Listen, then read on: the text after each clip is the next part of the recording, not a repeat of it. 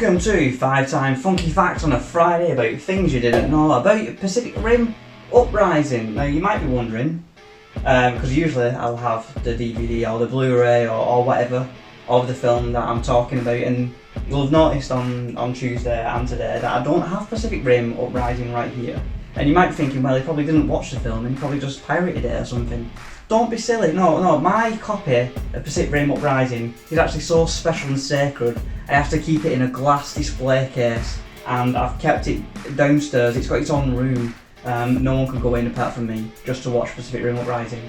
And I can't bring it on camera, just in case the camera interferes and something happens to it, and I would hate for anything to happen to my very special copy of Pacific Rim Uprising. So instead, let's just pretend it's here, and I'll talk about 5 fun facts instead. Let's go.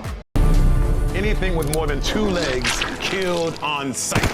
Now, obviously, I love the film, but audiences didn't, and apparently they didn't like it that much that even the Asylum, who made a knockoff of this film, Atlantic Rim Resurrection or something, even that film is considered pretty much on par with Pacific Rim Uprising. I mean, how bad do you have to be that even an Asylum knockoff that's made for about £1 million is considered on par with your Hollywood blockbuster?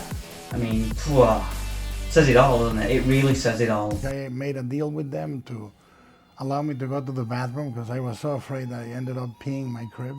Now, obviously, Guillermo del Toro was not involved with this film. He couldn't commit to this film as he wanted to make a good film, so he made The Shape of Water instead. However, somehow he's still attached as producer and with writing some of the story, which I'm a little dubious about, because surely Del Toro wrote down like 3 bullet points on a napkin and then the studio took over and made that, because I can't believe that he was involved with this in any capacity really, because it's just not Del Toro. And speaking of the man Del Toro, as of 2021, he has stated he has absolutely no fucking plans whatsoever to return to this bag of shite. Now let's talk about the trash.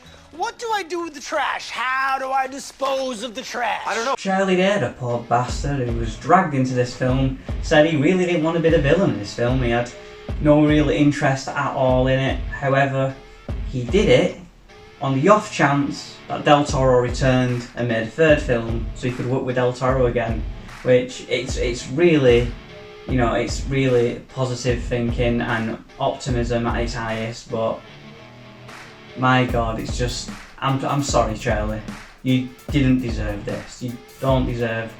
And the thing is, I don't even blame any of the actors for this film being so bad. It's nothing to do with the actors.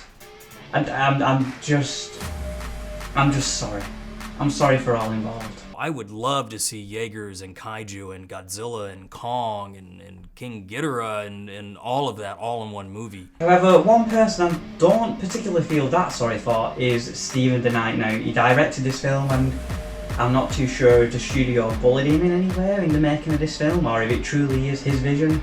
But even as far as recent as last year, he was stating that if there was a 3rd film, that it was going to feel like a Star Wars, Star Trek universe with you know, branching storylines. It could go this way, and then he wants to get involved with Godzilla and Kong. He wants some kind of kaijus getting through so that we can have Godzilla versus kaiju and stuff. And I was stating, no, stay away from Godzilla with your dirty little kaijus. We don't want your film.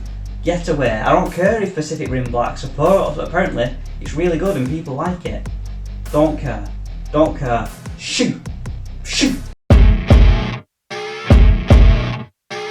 And finally, probably the biggest question is, where was Charlie Hunnam in this? Apparently, he had kind of scheduling conflicts. He was making a film. Don't know what that film is, but I can guarantee I already like it more than I like this film. So he made a better film.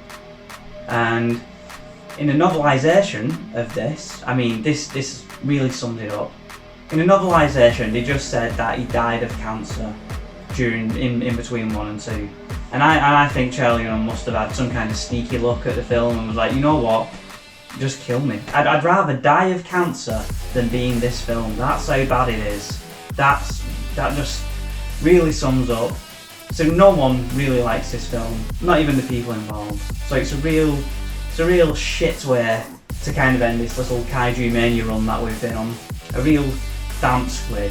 That's it for 5-time funky facts on a Friday for a little while as we go into October. We're going to do some Halloween-y stuff. So over the next 31 days, I'm going to try and just bang out as many videos as I can. Will I be able to do one every day? Considering it's October tomorrow, it's going to be a bit of a tight one. I'm going to see what I can do, and let's freaking get on it. And I'll see you tomorrow, maybe. We'll see.